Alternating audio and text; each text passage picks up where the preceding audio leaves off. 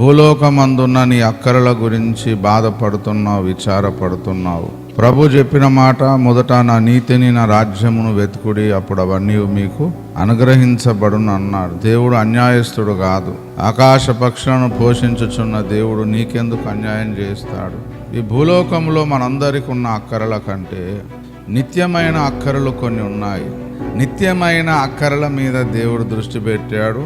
నువ్వేమో తాత్కాలికంగా భూలోకంలో ఉన్న వాటి మీద నువ్వు దృష్టి పెట్టినావు. అక్కడ నువ్వు సిగ్గుపడకూడదు, తలదించుకోకూడదు, అక్కడ నువ్వు బాధపడకూడదు, ఇబ్బంది పడకూడదని దేవుడు నడుం బిగించుకున్నాడు. కాబట్టి లేనాడు రేవన్ హిల్ గారు ఒక మాట చెప్పారు తరచుగా ఆయన ప్రసంగం, lord stamp eternity on my eyes. నా కళ్ళ మీద నిత్యత్వం ముద్ర వేయవా, ప్రతి విషయమును నిత్యత్వం యొక్క కోణంలో చూడడం నాకు నేర్పించవా అని ఆయన ప్రార్థన చేశాడు, బోధించాడు.